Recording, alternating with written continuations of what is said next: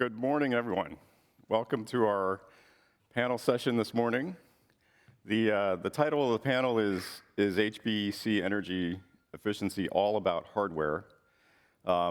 This is obviously a rhetorical question, given the panelists that we have this morning. So a little bit about the panel and what we hope to do this morning. So power energy was identified as one of the primary barriers to achieving exascale, probably 10 to 15 years ago. A lot of discussion in the community about how we were going to get capable exascale systems in the 20 to 30 to 40 megawatt range. Hardware designers were exploring all different avenues to increase energy efficiency and deal with the power energy challenges. There was a large cohort of system software researchers then looking at different methods of maximizing energy efficiency, getting to energy solution, and energy dissolution is one of the metrics we were exploring. Over that time, GPUs and high bandwidth memory really impacted the energy efficiency of the systems that we were deploying that have achieved exascale now. And so when you look at the impact that the system software research had, all the things that we did in energy efficiency, it's not clear that we actually had the impact that we wanted to with that. And so this was something that in a presentation that Rob Neely from Lawrence Livermore gave at Salishan recently, where Rob was exploring all the different things that we thought were going to be challenges for exascale, and he put them on this hype versus actual impact factor. And he talked about software-guided power optimization and the idea that a lot of the research that we had done to increase energy efficiency and the things that we had done from a system software point of view didn't really come to fruition, right? So we got a lot of different packages, things like the Power API work that was done at Sandia, where I work, other things that the vendors had deployed to try to get users to recognize the importance of power energy efficiency in their applications and things like that. We didn't really have as much of an impact as we expected to have with that. And so now where we are today, so this is a slide, I think our keynote for the conference showed earlier, but this was from Lisa Souf at AMD. We're in the same boat again. We're looking at how we can have power energy efficiency for going to zettascale. And so it's almost like we're in the same place we were a long time ago, trying to get to exascale. And then when you look at the strategies that are out there, they're all sort of hardware again. What are the hardware things that we can do? And this is especially true when you look at some of the work that comes from computer architects. This is the first thing they think about is how to deal with the architecture problem. And so this is a slide. I always steal slides from Tom Connie from Georgia Tech because his diagram of the stack doesn't even include system software in it. It goes straight from algorithm language API to architecture as if there's no opportunity for system software to actually do anything in the middle. And so part of the thing that I want to explore this morning with your help is, what is it that we can do from a system software point of view that's really going to impact systems going forward in terms of power energy efficiency? Where should we put our effort? What are the strategies? What are the priorities that we should think about as we're looking to maximize power energy efficiency going forward? And so I've got a distinguished set of panelists here to talk about these issues, and I'd like to introduce them. So we have Sadaf Alam, who is from the Bristol Supercomputing Center at the University of Bristol. Julita Corbalán from the CTO of Energy Aware Solutions, who's also affiliated with Barcelona Supercomputing Center. Ryan Grant, who's a professor at Queen's University in Canada. And Larry Kaplan, who's a distinguished technologist from HPE. And so I'm going to give a few minutes for each of those to go through a set of slides and give their perspective on some of these things, and then we'll open it up for questions and go from there. So let's start with Sadaf. Okay. Thanks, Ron, for the introduction. Okay. I have the power of a clicker, and thank you for coming this morning. And I can't see all of you because, these lights are kind of blinding me a little bit. So I will start by introducing, Bristol Center for Supercomputing. It's a brand new supercomputing center. It's not even like a year old. But the projects, they were called embarked projects. And there was, in some sense, I thought I should mention it because almost 10 years ago, the idea was to look at alternate technologies for CPU, which were ARM-based, and those systems have been deployed in almost production form since 2016 as a collaboration in the UK, which involved, led by Bristol, by Simon McIntosh Smith, and then Bath, Cardiff, and Exeter. So I joined Bristol just over 2 years ago, and then during that time, a lot happened, including the funding for Isambard AI, and I have some specifications, but the idea was the UK government decided to fund,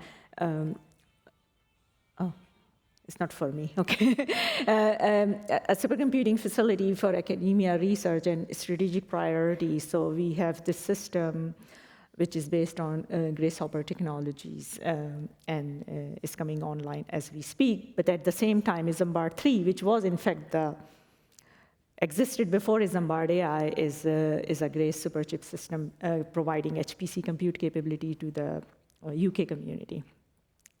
So I put this photo here from last year ISC, where the Isambard AI phase 1 system really because we were just building everything very quickly, came as number 2 on green.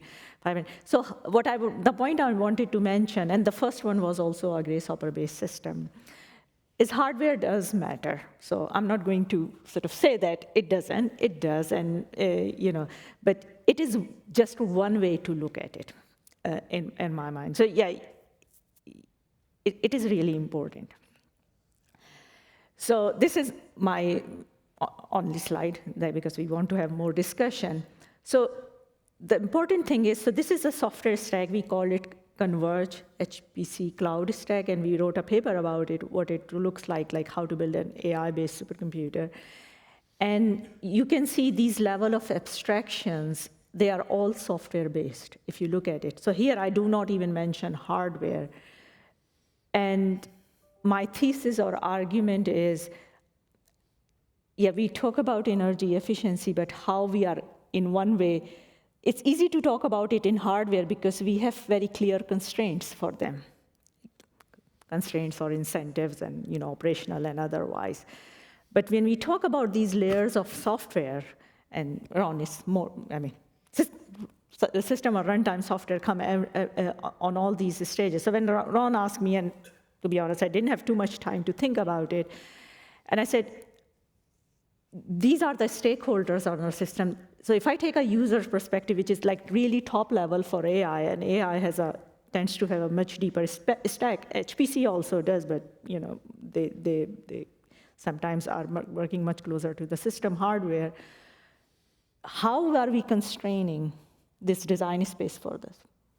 We are really not. If I tell people, save some energy, am I, first of all, providing them the telemetric data? Because right now, their main intent is how can I do things quickly, and especially in the case of AI, where the community moves so fast, they just want to get things done fast.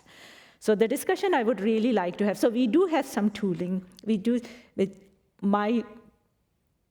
the feedback I'm really bringing it on all these level of software stacks, if we really do not define the constraints, and we do not define the incentives, it will be really then the hardware saying that, okay, we are doing the real tangible things. So I'm hoping to have some feedback and discussion on this point. So we can make a difference, but the reason it's not been there because it was not as clear-cut as the. Who is next? Okay, thanks, Siddharth. Yeah. Next up is Yulita.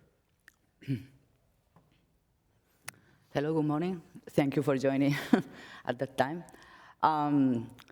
So maybe the first thing I would like to say is that maybe 25 years ago, approx, I will not say exactly, in my PhD thesis, I was already working on 2 key things. One was coordinated scheduling and performance-driven allocation. And right now, I am still doing mostly exactly the same ideas again and again. The only thing I changed is that 25 years ago, I was running in very small clusters. So at that moment, the whole cluster was 64 nodes, equivalent to maybe half of a node today. And right now, for me, performance is not only time to solution, it's energy efficiency, okay? But the ideas are exactly the same. So I am 100% software person, but at the system software level, okay? So what, to pass is this one? Yeah. Okay. So my point is, to reach this ultimate goal of having HPC energy efficiency systems, and of course it's especially relevant with the AI, with GPUs and so on, because the power consumption is significantly high, no? The different actors that we have to coexist in a data center, my feeling, my personal opinion is that they try to optimize the different parts in a, let's say, from an isolated point of view. No? We have the architects from the data centers, the system architects, the hardware from CPU, GPUs, and all of them, they are doing a very, very good job in their particular area. No? And maybe always having in mind the specific workload that will give the maximum visibility to them. No? In the CPU, the maximum performance when you run HPL, for example, or in the GPU, whatever is the benchmark, the reference, no? Or in the system, you want to be in the top 500 on the top. But my point as a system software engineer or as a system software is that this is not the real life in a data center. I mean, in a data center, you are not always running HPL, okay?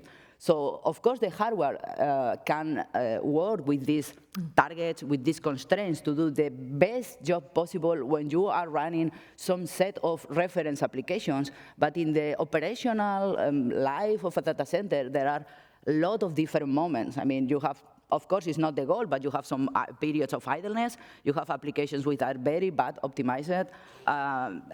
I mean, there are many use cases, and it's completely impossible. The hardware deals in an efficient way in all of these use cases, okay?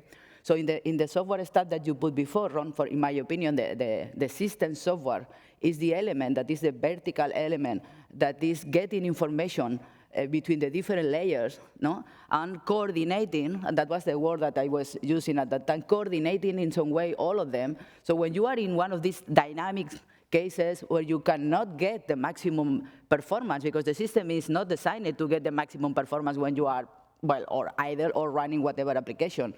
The system software tools, they have to help the system to do the best under these conditions. And these conditions are completely dynamic. There are always new use cases. There are, I mean, when you design a hardware or a system, you have some operational or some designs, but then the system lives for 4, 5 years, 6 years. And it's completely impossible to take into account what is going to happen, okay? So the reality is that you have some low utilization at some moment because application developers or application developers, typically they are doing a very good job, okay? But then there are the users, okay? And not all the application developers, of course, they are amazing, no? So what is also clear is that to reach the energy efficiency or an energy efficient data center is not only about optimizing the application. For example, something we try to do with our software is dynamic optimization, but doing an optimal resource management. So that means the most efficient utilization of the system, in my opinion, is the key to get an energy efficient data center, okay? So the difference you can get when you just optimize a little bit an application, selecting the optimal number of processes, tasks, whatever, okay, number of GPUs, maybe you can reduce even by 2, by 3 the execution time of an application. And that's the key to do a good utilization of the system. Also, there are, of course, more complex use cases like workflows, no? When there are some dependencies, there are some cases, it's impossible the hardware to take all these things into account. Well, that's my opinion, of course. But that works, so. Okay, so my point will be the hardware of the data center. In that case, for me, the hardware includes everything, which is not, not software, it's just a simplification. Of course, they have to provide the best conditions with, let's say, the targets we have, okay? But they have to provide the tools, the information to help or to allow the system software tools to do or to help for an optimal resource allocation, and of course, in particular, from the energy efficiency point of view, okay? And I think that's... All right, thank you. Next up is Ryan. Okay, thanks, Ron. Okay, software versus hardware. I want to mention that hardware in this space, for most of the people in the audience, if you're not a vendor, if you actually buy hardware, it's free, right? Energy efficiency gains between different generations are essentially free, right? But the software portion is where you actually can enact your will upon your center, right? So the software portion, is it essential for energy control? It is if you just don't want to do the bare minimum with your hardware from your vendor, right? So software is the way that you can actually enact policy. And this is why I think we haven't seen as much uptake of the software side of these things, is because policy takes a little bit longer to change, right? So as a user, what do users want? They want to just be able to drive their hardware as fast as possible, and they don't care about anything having to do with it, the energy efficiency, because they don't pay the power bill, right? If there was an incentive, then they would actually use it. So I hearken this to an example, an idiom, right? You buy a new car, right? If there's no policy on how you drive your car, you drive it at maximum speed everywhere, right? You don't care about pedestrians, you don't care about the fuel economy, you don't care about any of that. You can pay for any of the car, you're gonna try to drive it to its absolute maximum. That's essentially what our users are doing. Software impact is about actually putting up signs that suggest, hey, this highway is really, really congested. We'll put up a high use lane where you drive 90% of the speed limit, but there's nobody in it. Would you be interested in taking that lane rather than getting in the middle of traffic jam on the off chance that you could drive 10% faster? It's very much about policy, right? Software enables us to actually have this policy. And so the software side is not the part that your vendor can fix for you, right? Larry can give me all the different options that he wants in HP, and if my site decides not to use the software side, I won't, right? The hardware is kind of automatic. But there's big wins that you can have in the software space, right? So as you do software optimizations, it's not just about applications. I'm a system software guy, so I'll talk about the general systems at work that we can do as a whole through this system. There's some really big wins that we can have here. There's big trade-offs between a very small speed decrease with very large energy gains in this space. But there's also the need to maintain portability. So we've seen individual one-offs deployed, we make some big savings, and then the system changes or the vendor changes in the next generation and everything falls apart, right? We don't have the same standardization. Imagine if you had to rewrite your communication code in your application and MPI wasn't available on the next system that you had. You have to rewrite it, and then the next system came along and you had to completely rewrite it. That's why MPI came out in 1994 in the first place, because we had a whole bunch of different vendor libraries doing message passing, right? We do have some efforts in the software community for that portability for energy efficiency. Shameless plug, the Power API.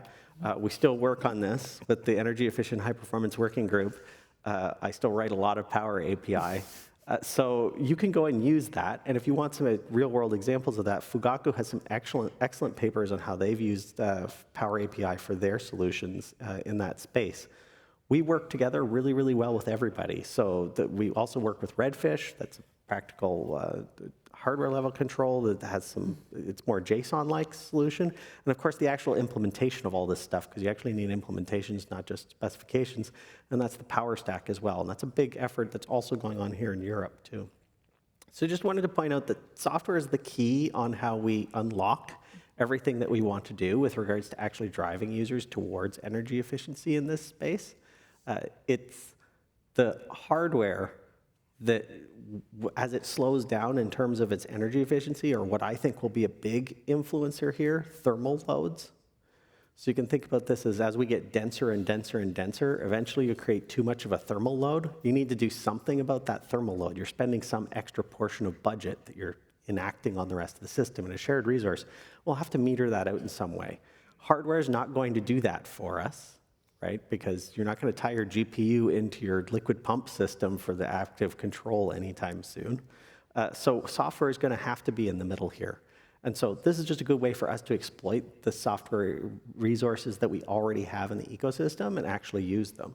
But the first step to software efficiency mattering with in hardware for HPC is you, the audience, and setting your policies such that you actually take advantage of them and thinking ahead of time, what do we want to do with our system as a whole? How do we want to manage our thermal budgets, and how do we want to manage energy? What's the smartest way for us to spend our budget to get the most amount of science per dollar out of the systems that we possibly can and serve the most number of users?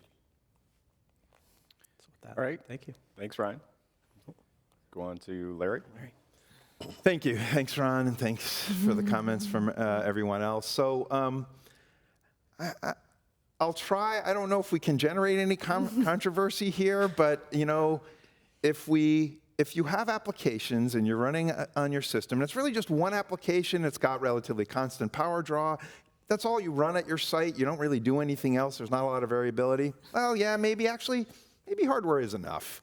There are some external constraints you might want to deal with, but as soon as there's any variability in those workloads, in those applications, software is really going to be able to help.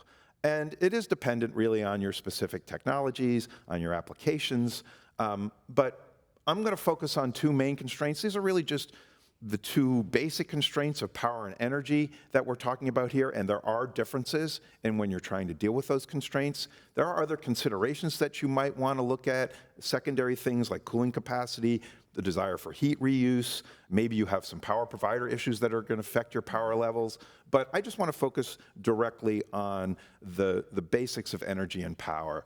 And before I move on, I think one thing I'm observing here when we're talking about system software, what I would like us to think, and I'll throw a reference to one of my old favorite TV shows, science fiction shows. I feel like as system software folks, we stand between the darkness and the light. The darkness is the seething pile of hardware bits which aren't really going to do a whole lot for us until we actually program them and do them. And the light is the science produced by our applications. And our goal is to make it easy for the light to appear without putting a burden on those scientists and application specialists. At least that's what I feel my burden is. So when I start looking at it, and this has a lot of words, I'm not going to really go through every little bit of this, but it gives you a feel. If you think about power, and you look at your standard workloads, what you'll find, and many sites have done this analysis, is that on average, you're not using nameplate power on your system. Can I take advantage of that? Well, I've got a variability in my workload. Some of them are going to want to use that amount of power, but some are not. But if I go ahead and deploy this on a system and then use static power caps to try and bring my total power consumption down where it's reliable, I'm going to lose performance. And so what I want to do is I want to power cap things appropriately based on the application. But if I do that, I have an opportunity now to not provision my data center for the nameplate power of the system. That's a major cost savings if I don't have to provision that much power. But the system software has to provide, and hardware have to provide guarantees that I'm never going to exceed it. We can do that. We have software that is able to do that. So then I look at energy. Well, here's now where we start talking about what are your monitoring functions, what are your goals. Is energy to solution an important goal? Well, if you're looking at that, there are ways to deal with that. Again, you look at that there are different behaviors on the different parts that you can potentially take advantage of. It doesn't always happen that you can take advantage of it. So what I've got here are a couple graphs. I'm showing here energy versus time to solution. This is only one way to look at things. The points on these plots are the different power settings, with the high power setting over on the left. The left-hand side graph is a compute-bound example. That's HPL. What you'll see is anytime you drop the power, you are not only increasing the runtime, the time to solution, but you are also increasing the energy to solution. It's not a huge amount in those first few steps, but it's monotonic. If you look at something that is not compute-bound, though, this happens to be an inference, a Llama inference run. Here, we actually see a nice dip, so that if we give up a little bit of runtime, of time to solution, I'm saving energy. So let's exploit this. Let's figure out where those dips are. And then, of course, you may apply other constraints that might lead you to some of those lower power settings anyway. Okay. Thanks, Larry. Thanks all for your comments. So we have plenty of time for questions and discussion now. We do have the swap card up. If you want to just put your questions in the swap card, we can do that. And it looks like we already have some folks at the microphone, so go ahead, identify yourself and fire away. Hi, Ian Carlin, NVIDIA. I always like a panel where Larry's the sunny one. But even still, I'm hearing a lot of negative. We're going to cap, we're going to constrain. And what we're seeing is that in some cases, power is the limit to performance. And so you can actually give people just the full-on carrot of, I want to run this system more effectively, and you're going to get wins from it, just completely. Or the system's over-provisioned, and you have lots of things that are on, They're just on burning power, but you're not fully using, like NVLink for a lot of simulation codes. That's very important for AI, and it's there for a reason, but it doesn't need to be running at full speed. So how do we get to the point where we actually encourage people, like we showed with MLPerf last year, to turn down power where it's not being used to allow more power elsewhere? Let's stop capping people as kind of the first constraint, and let's instead enable them to use that power more efficiently and set up the system in a more efficient way. So to me, this is part of this debate about programmer burden.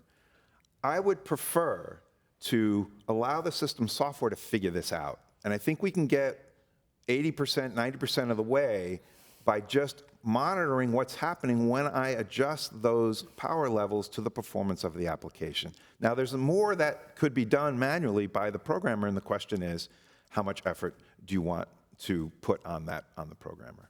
Yeah. So let's just assume a scale, because the comments you are making, if you have, say, a system with 10 nodes, those arguments will live different if you have a system with 10,000 GPUs and NVLinks. The reason I'm saying it is that, yeah, you run something full whack, full speed, and then everything is always performing better, or, I mean, this is the argument I have, because I have probably read a lot of papers about, very regimental, just cap everything, and I pay the lower bill. It's kind of a trust issue between the data center operation team and users. And then they see what you are suggesting, a chaos. Because when you expose these things where people are, changing things, you just don't know how you will manage, like when everyone has sort of a level of control where they are, powering things up and down. I remember long ago taking a lot of time. How do you set the P state or other thing? So I think what was mentioned, it's not really like a policy issue in sense, kind of a policy issue. But currently, I feel like there is a missing trust between, now I'm talking about big scale data center provider, they just want very few moving parts from users using their system. And I think that's one of the reasons I feel that people say, oh, I need to show I'm reducing power, and then, like I said, I haven't read enough papers saying capping down. My usual theory about these things is, if I buy a Ferrari, I would like to run it like a Ferrari, not a minivan. So to me, these are the discussions we never have had time to have in a community, and especially in the UK now, where the power bills are quite high. I would like to have these discussions, but it requires a different relationship between user and user community that control different parts of software stack, and the data center provider that doesn't want the chaos on the system because you are introducing a lot of unknowns into the system. So that's really what I feel. So I'm totally against full scale caps, because to me that's really not a smart thing to do, but people do it for all sorts of reasons. But I don't think we are quite ready to manage the situation I suppose you are alluding to, where you give users the full control, because there are other things I think people fear about in operations. I would warn you that they have some of this control already. It's just not documented well enough that they can use it. So, don't assume that your users couldn't do stuff. I'm not saying they couldn't do, but what I'm saying is sometimes at the data center level, you can stop people from doing a lot of things for all sorts of reasons. And let's not, but I would rather not do it. I would rather trust the users. And that's why I showed the level of the software stack. They say, you are empowered to use that. And then as a data center service provider, I trust that it will not change the quality of service, because it's a shared resource. And that's why I use the analogy of 10 nodes or 10 GPUs versus 10,000 GPU system, because the risk for chaos on a small scale system versus a large scale system is kind of different. That is my personal view. I don't know. So I'll point out that I agree. So the first thing that we did with the Power API from version 1.0, which wasn't even the community version, this is a very long time ago, was add in a portion so that you could change modes essentially on the system to try to get the best performance for what you were trying to do in that moment. And I think that's the most attractive thing to users. So users don't recognize that what they're doing is they're just choosing one mode that's good enough, spreading the peanut butter thin enough and getting what they get out of it. There's more that you can get out of your system, but then everybody came and introduced stuff and they called them power caps. Right? And that by its very nature is everybody's like, no, but if power is capped, then I must be capping something else, right? That is what they do. It's an accurate name for it. But I think if we look instead and think of things as operational modes that happen to do with some portions of power states and some portions of how you're getting your performance out of it, it will open up users' eyes to what they could potentially use in that space. And that's essentially what we've been trying to pitch with the different things that you can do in the Power API, for instance, with setting different performance modes. You look on Fugaku, for instance, and yes, they're different performance modes. Which portion of the system, what do you need, right? As more heterogeneity gets introduced into the system as a whole, do you want little cores? Do you want big cores? Do you want GPUs? Like, what do you need to do your job right now? Do you need a lot of storage bandwidth? And if we think about it instead of capping things as requesting resources, I think we'll get a lot further with the carrot than we do with the stick. So I agree, terminology-wise, and then we're just stuck under this thing that everybody introduced that are actually called power caps. We should have maybe done that. We should have said sort of, power predictability in that space. Yeah, instead of power capping, we'll just call it power prediction. I'll just stop here, or a power budget, because there's already a power budget. It's TDP, and sometimes the silicon and everything can go above TDP already. So you're already constrained to a budget. But often you don't get near it, right? So That's changing more and more. that is true with the new technology. Yeah. So let me just make a comment here. There's a question in swap card as well, and I think Ian touched on this, and some of the discussion that we had earlier touches on this struggle that we have, which is how transparent do we want this to be, right? Do we want managing power energy to be explicit and known to the users and to the applications, or do we want to hide it from them and manage it ourselves? And I think we struggle with how much of that we expose to them to make them understand what the value is and what they can do with it, versus how much of that do we want to hide from them and just take care of ourselves in a system software layer or in some automatic thing. And we struggle with this balance of that. And we probably want both, but we don't know how to make them, how to make it important to them, but still do something transparently, right? Would you say that's one of our struggles? I mean, please. No, I was going to say that exactly. I think we want both.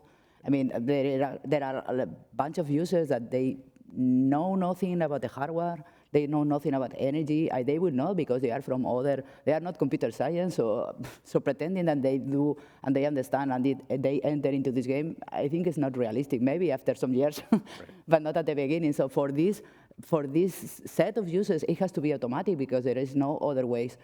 A different or a complementary thing is the fact that they are aware or not, for example, of the accounting, or the resources they are using. And this is still an open question because, for example, my colleagues at BSc, they were telling me that the sysadmins, so something that they don't know how to manage is this accounting of the resources, because at BSc, probably in the other centers, because probably in Europe, the way they allocate resources is CPU hours. They are not allocating energy or power, so they are allocating CPU hours. So just changing this mind from a management point of view probably is a nightmare, because they will have to change a lot of things, and they don't know exactly how to do it, no? And all the collateral effects they will have. But it's true that there is also computer science users. So for example, people doing workflow manager or workflow orchestrators. So from the point of view of the systems, it's like a user because they are managing the applications, doing the submission, maybe a resource selection. And we can see that as advanced users. So in that case, and also computer science using the system. In that case, we could expect they are really aware of what they are doing, and they can take the responsibility also to optimize the way they are using the resources, or people that is deploying applications in the data centers. We could expect from them some responsibility, some awareness on energy, some optimization. No? So the two options, automatic and manual, let's say, must coexist.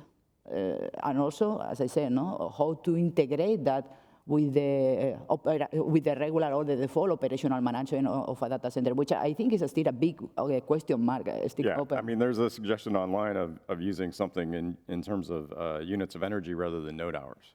Right. Absolutely. Absolutely. So, I mean, that certainly would be an incentive. But again, I think you get back to this burden, which I would like to avoid as much as possible. And I think there is low-hanging fruit in both areas, assuming you have this behavior that we were describing, that you don't always, on that applications, pull down full nameplate, that you do have these dips in these curves. I think, as Ian said, there are some challenges coming to us in terms of the change in that behavior. But if we can allow all of that to be done in an automated fashion, administrator controlled, that is a nice way to reduce the burden. Will that get us all the way? Maybe not. Maybe there's more optimization, but to get that additional optimization, first I would like to give the user a choice just on what the automated software optimizes for, time versus energy, before I make them go into the gory details of the seething pile of hardware bits in the dark side. Yeah. Okay, so quick comments, because we need to get back to some more questions. I was just going to add, I think we should really go for transparency. I think that's and empower users on all stacks I showed. I don't think it's sysadmin and sites should be doing it. That's my personal belief. When and how we get there is a different point, but yeah, so whoever wrote that comment, I think transparency is the way to go. Okay. It's just so much. If you take agency away from users, you have to ask what they could do with it if they didn't have that abstraction or that capability. I don't think anybody in the audience wants to manage their own L1 cache. Yeah. Right? You shouldn't. But you might want to have a say on how fast your processor works. But not every single user is going to want that either. So it's really about what the power users can squeeze out of it. It is HPC after all, and people will go to great lengths to get that last 3%. So We should not discriminate power users and other. I think there are people write software at all levels of a stack. Yeah. oh, I completely agree. Yeah. All right, let's go to another question. Hi, it's Daniel Gruner from University of Toronto. I'm not dismissing any of the system stuff that you guys are talking about. It's obviously super important. But potentially the biggest gains one could have is increasing the efficiency of codes running on the processors. So we all know, nobody runs HPL. Typical codes run at what? Maybe 2% of the system resources, of the CPU or any processor resources, maybe. What's HPCG doing? I mean, that's as a typical thing. 2, 3, 4% would be like out of this world. Now, why have we not focused on optimization of the codes on the system, but it's on the whole system, because we have heterogeneous, we have communications, we have memory, all the different subsystems. There's a startup up in Toronto that has been working on that. Unfortunately, they haven't gotten any funding, but this is something that we've been pushing tremendously, and it's adaptive, or a system that adapts itself to any underlying combinations of hardware.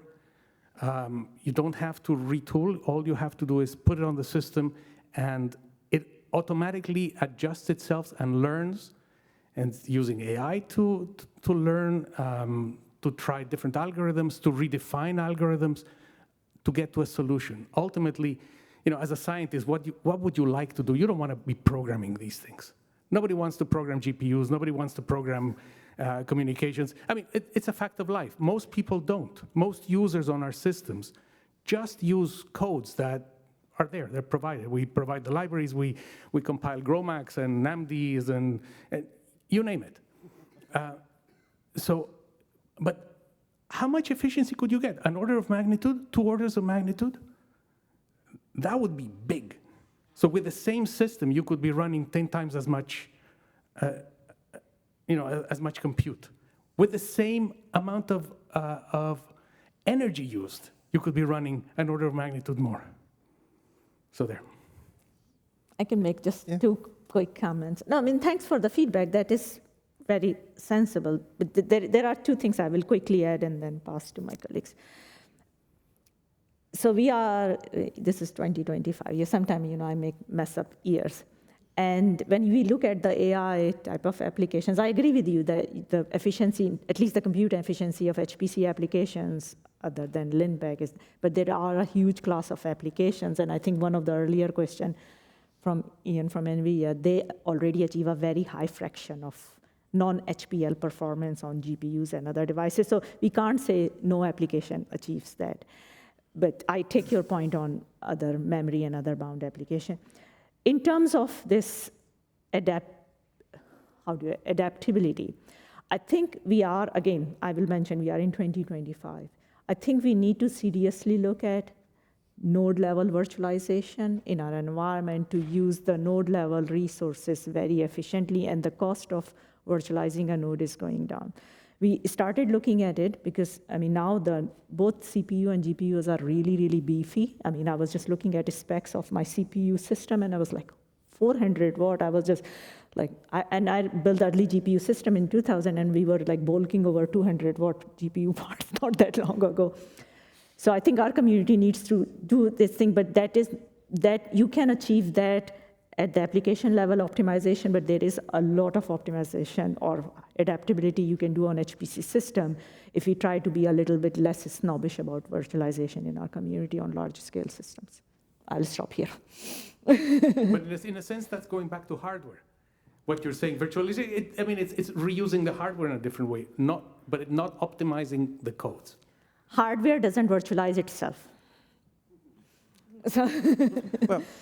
So, obviously you always want to have the most efficient algorithms, right? And I've heard these cases out there, especially in the AI space, where they're implementing things using algorithms that 20 years ago people discovered more efficient algorithms. You should always be looking for the most efficient algorithms overall for performance, and then of course you're going to get the benefit out of energy consumption.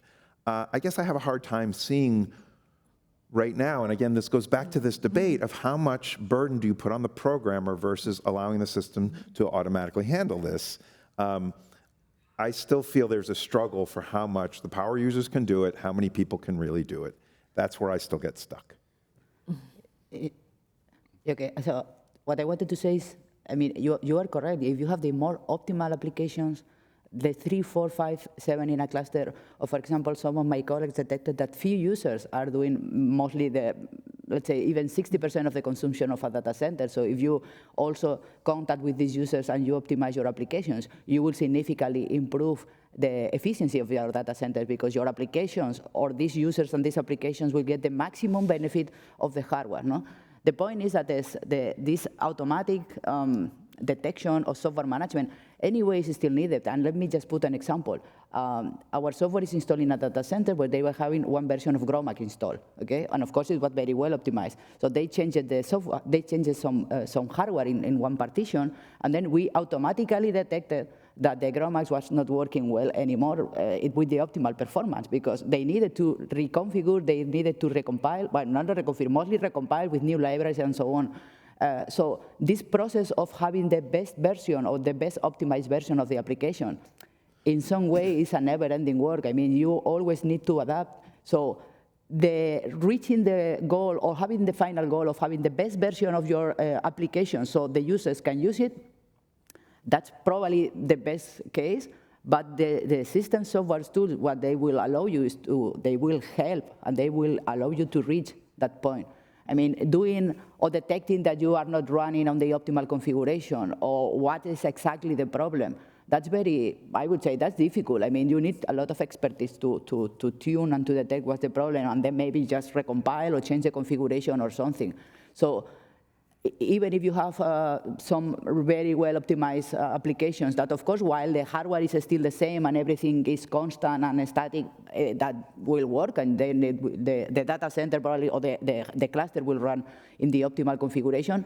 But as soon as something is different, something input, some new hardware or something, the optimization work will have to start again. And doing manually is, well, it's really, really complex. So in the meantime, any dynamic optimization you can have in your cluster will allow to do the work for you, for the system, and will allow to have a new optimized version to get the maximum performance. So these are complementary things. Complementary. I mean, having the optimal version, of course, is the ideal case.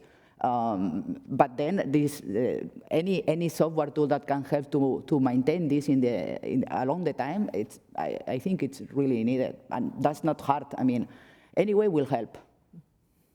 Yeah, and the point is not doing it manually, but having a different paradigm for building applications that does it by, in a sense, does it by itself. Nobody has, or almost nobody has, armies of programmers like Oak Ridge and Livermore to retool and to refactor codes. I'm serious. Most users have never written a line of code in their lives.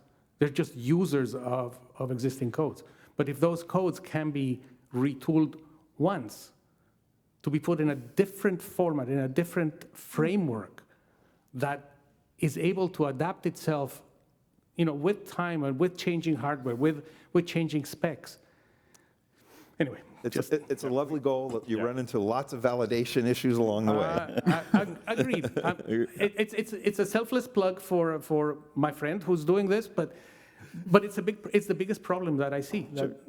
So you look at performance portability too, though. You take in Cocos, take in Raja. This is some of the things that they're trying to do there, right? And so there's two different layers to peel back here, right? There's the algorithms and application side. Hey, I made the algorithm better. And then there's optimizers and system software underneath, right? And the trick with system software optimizers are you think you've got it right for code, and then your user completely changes the data input, and all of a sudden you start mixing models in different ways that you weren't before, and you have a re-optimization problem. I'm not saying that it's an insurmountable problem. We should be definitely doing it, but it's actually harder than it looks at first glance. I'm not saying it's easy. No. Right. Okay. Thank you for the question. Let's move on. Another question from the audience. Yeah. Andreas Gorzech from the German Environmental Agency. So what I realized in the whole discussion, everyone is talking about, let's improve the efficiency, let's utilize the systems better, let's get to 100% and use the full power of the system, and then we get free energy efficiency. However, as the former guy just stated, it does not work because there are users that never wrote a line of code. Well, it might work for the big centers, but the smaller center getting down to some random company running, I don't know, 4 HX 100 systems, and then there is some guy just running UPython notebooks and then looking what's happening, The smaller you get, the worse the utilization you get. And even big supercomputing centers, as I understood, target a utilization of the full supercomputing center of around about 80%, 90%, if you're a good one. Point is, we are having there, for big supercomputing center, 10 to 20% of the resources sitting idle. And that's where I say, okay, we need not only to focus on the energy efficiency, on the max power, but also how much does the system consume idle. Because if you would assume you have, I don't know, 10,000 GPUs and 2,000 of them sitting idle while waiting for a new big job to start, which needs 2005 cores or something, and they're using the full power, it's an amazing amount of energy you're simply wasting, GPUs doing exactly nothing. And that's why I would state we need to also focus on the idle energy consumption of the systems and make them adaptable. We have devices that do it quite well. Every one of you uses a smartphone, and they're amazing in reducing idle consumption if you do nothing but maybe waiting for an SMS or a WhatsApp or whatever. But for some reason, and that's probably a question to HPE, why can't we do that for supercomputers in the same manner? So, so the point is true to an extent. I think part of your point was this is more of a problem on the smaller centers than it is on the larger centers, who will tend to have backfill workloads that keep the processors busy even when there aren't large jobs. So we don't have as much of that utilization problem. There is a problem in terms of things like teardown times, job launch times. So we always want to make those as efficient as possible, because while you're doing a launch, the GPU is also idle, right? So there are some benefits there.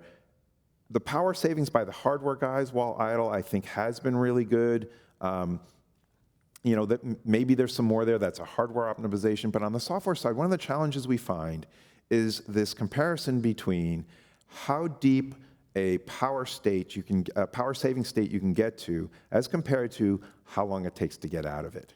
So if I want to take something down to a very low C state where I'm idle, I'm sleeping, but all my memory state is still good, I can go back and forth pretty quickly. I'm happy to use that. But the idea of going into an S state on a supercomputer where I'm saving my state into some more persistent storage, I think all of our experiences, that just takes too long to go in and out of. So we do look at this. We do try and set that balance. And I understand what you're saying on the smaller deployments, smaller sites that can't backfill and fill all the components, no matter what the incoming work stream is, it is more of a challenge. And so it's something we'll just have to keep paying attention to try and do better. What I wonder is, the most people of us have notebooks, and it works quite good putting them in this new S0 idle, whatever Microsoft did their thingy thing, and they wake up just instantly, just if I open an app. So obviously, it's somewhere between the hardware and the system software of the hardware that is wrong there, and that's what I like to emphasize. Right. Probably, and who else than HPE is able to look at this? So you have to have local, as far as I'm concerned, you're going to have local storage to do this. And 10 years ago, that really wasn't the case. Nowadays, it's more and more the case, but the site has to make that decision. Is that something we should look at? I guess we can. That's something, if customers want to request that, start supporting S states on your compute nodes. If we have enough customers asking, we will look at that. But our large customers, that's not in their area of interest right now. So At least, maybe that's something for the larger supercomputing centers, because if they ask for it, it makes it easier for the smaller ones. Absolutely. Thank you very much. So I was, along these lines, I was having this discussion with Dave Richards from Lawrence Livermore about devices on a node that you would not use, right? That you would populate things and adapt the application to use the devices that are there, power them up to be used, but then turn them off, right? It's similar to what mobile phones do and things like that to run applications. And Dave's comment was, I don't know if we want to spend a significant amount of money on a platform to have things turned off that we're just not using. Is that going to be acceptable to the people who are paying for the machines to have a large portion of a machine where you pay a lot of money for that you don't use? Right. And I said, isn't that what a computer network is for a large-scale HPC system? We spend a significant amount of money on the network, and we do everything we can not to use it. Right. A small correction. If you look at the breakdown of what you pay for the network versus GPUs these days, your comment is no longer valid. Yeah. All right, another question. Good morning. I'm Janusz Kis from Chaos. I will have some probably highly controversial questions and comments, so excuse me in advance. Thank you. So we have seen that nice graph that indeed, the energy dips as an example for Llama. Now my controversial question is, when you have a larger computer with thousands of jobs, okay, I save a little bit of energy, but hundreds and thousands of jobs are waiting longer in the queue. And let's be honest, a lifetime of a GPU, I know as a sysadmin, after 2 years, users want to have the latest, greatest.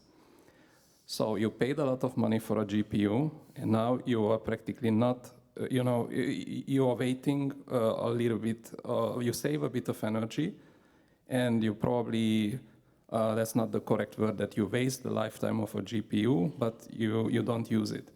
So is that really energy or money efficient to reduce that tiny bit of energy and then throw away a $1,000 GPU 2 years later and put it in the landfill? I know it's a controversial question. Well, please.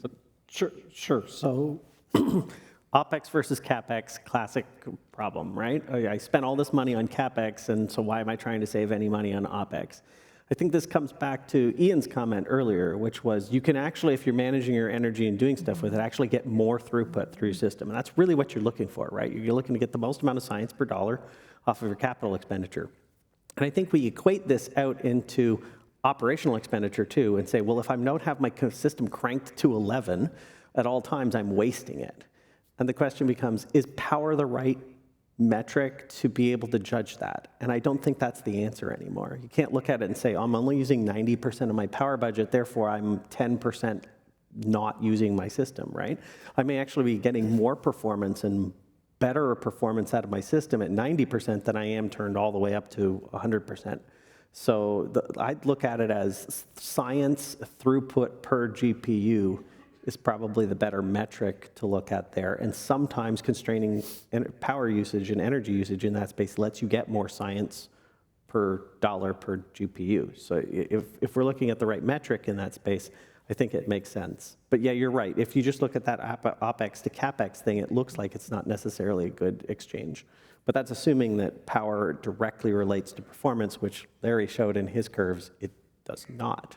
So you have to figure out where you are on that curve. And also, I would like to say, I mean, I understand your point of view because it's the main comment we get from most of the, let's say, sysadmins, no? I mean, you get some savings on energy, but then you delay things, and then the throughput, it's being reduced. But this is no longer true when you think in a data center with some power constraints. So we have done some experiments on that, and then of course, if you have unlimited resources in terms of power, money, whatever, if you reduce if you save energy, sometimes you lose some performance. But in case you have, for example, some power limitations, then it's completely the other side. I mean, doing a smart power management, what you get is an increment in the throughput of your system. Okay, so it's true that if you don't have any limit, probably even you don't need that, even if you don't have limits on money or whatever. But as soon as you start having some limitations, and in the current system, this is going to be probably the case for most of the data centers, having so many GPUs. As soon as you have some limits, and then you have no real operational capacity to run at the maximum performance, then it's, I would say, mandatory to do these power management technologies, because otherwise what you get is a loss of performance if you don't do it. And an increment compared with not doing it, of course, significant increment in throughput of your system, reduction in the wait time, reduction in the response time. Again, in these limited scenarios, no? But we can assume that will be the common case in the short term, with all these data centers having so many GPUs and the current situation. Yeah, my other comment actually related to Ms. Alam, what she mentioned. So you see, this all sounds great in like a small 10 GPU single machine, but when you have even just hundreds of GPUs or CPUs, we actually tried to like cap a little bit the power. And the issue is not about that you have a longer runtime. The issue is, and that's a question, when you use any kind of tool, how reproducible is your timing for a job? No, I completely agree with you. And your question is, I would say, common sense. It was not really controversial. I mean, we said it all in different ways, like the opportunity cost. And in some scenarios, for any reason, if someone has to do something, and if people are writing papers about I capped power, sometimes their target is their funder or their programmatic and other organizational thing. So no, I mean, you always have to think of risk and complexity, because there is no free lunch. If you try doing all these things, you need to know who and how you are paying for it, what is the added value and gain. And currently, I can just speak for Bristol. We have a very small team, and we said what are our must-do things, and we just prioritized through. Are these other things?